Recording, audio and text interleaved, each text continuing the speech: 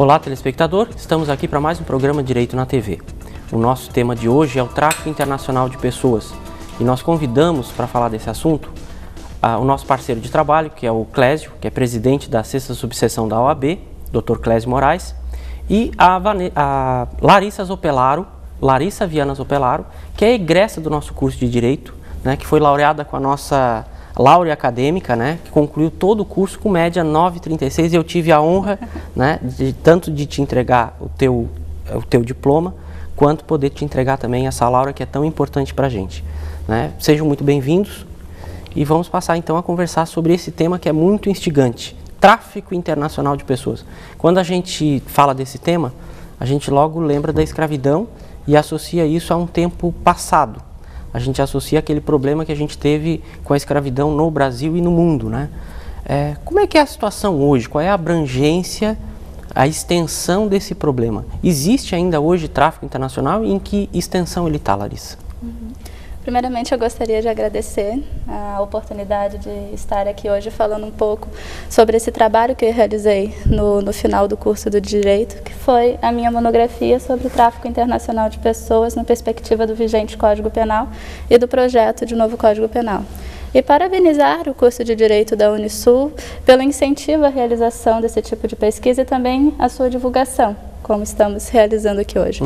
Porque o próprio Plano Nacional de Enfrentamento ao Tráfico de Pessoas estabelece estratégias para enfrentamento ao crime, coloca como primeira prioridade do eixo de prevenção justamente isso, a realização de estudos, de divulgação de pesquisas, para que se possa auxiliar na prevenção ao crime.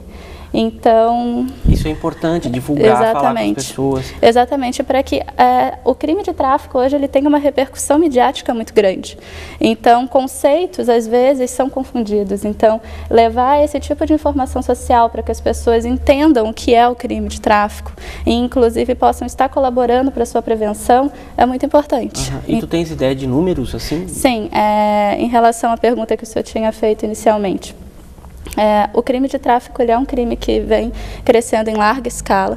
Inclusive, em 2006, foi realizada uma pesquisa pela Organização Internacional do Trabalho que estima que 2,5 milhões de pessoas já foram traficadas em todo o mundo. A exploração sexual corresponde a 85% desses casos. E outra pesquisa em 2011, agora pela Organização das Nações Unidas, estimou que são 32,5 bilhões de dólares que o tráfico movimenta anualmente. Então, dessas pessoas, tu falou que 85% desses 2,5 milhões de pessoas, em regra, vão para ser explorados sexualmente através da prostituição, por intermédio da prostituição. Os outros casos, assim, se faz um tráfico de pessoa, para quê? O tráfico de pessoas ele tem uma definição em um protocolo adicional à Convenção das Nações Unidas, em que ele é definido como todo esse transporte, recrutamento, alojamento de pessoas para fins de exploração.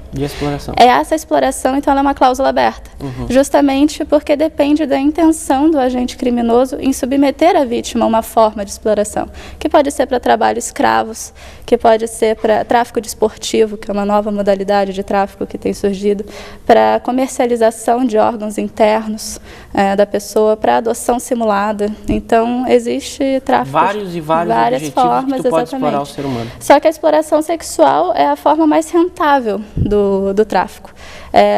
O tráfico, na verdade, ele é considerado como a terceira atividade ilícita mais lucrativa do mundo, somente depois do tráfico de armamentos e do tráfico de drogas. Justamente porque o ser humano ele não se esgota após uma única negociação. A pessoa ela pode ser retraficada inúmeras vezes e também sendo submetida à exploração sexual. Então é muito lucrável. Mesmo que tenha uma incidência muito menor do que o tráfico de drogas, por exemplo, a droga é vendida, é consumida e se esgota. O ser humano não. Até a morte, que é muito comum nesses casos em que há realmente envolvimento de organizações criminosas, a morte é muito comum e a pessoa está gerando lucro enquanto está sendo explorada, né?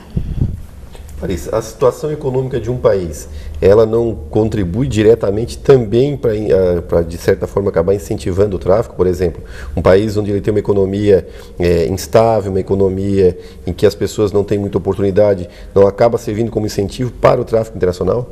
Com certeza. As pesquisas, elas indicam que as organizações criminosas, elas buscam vítimas vulneráveis, que realmente estariam numa situação de pobreza extrema, de falta de oportunidades, e que por conta disso aceitaria, muitas vezes, estar se envolvendo com a prostituição, ou muitas vezes sendo ludibriada de forma muito fácil, né? São pessoas ingênuas. Acontece muito, por exemplo, o tráfico em que o aliciador ele se envolve efetivamente com a vítima. Então, é um estrangeiro. Inclusive, o Brasil teve uma preocupação muito grande com a Copa no Brasil em relação ao tráfico de pessoas, justamente pela essa receptividade do povo brasileiro com o estrangeiro.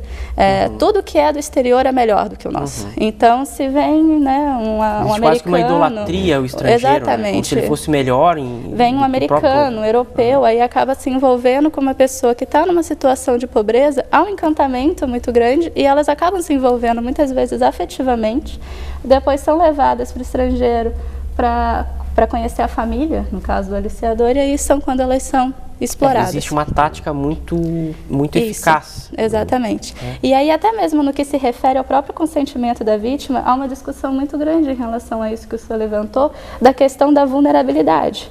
Que muitas vezes a pessoa pode estar querendo ir se prostituir, mas o que não caracterizaria o tráfico, porque não há exploração, mas até que ponto a vulnerabilidade dela não influenciaria nessa e viciaria essa decisão, né?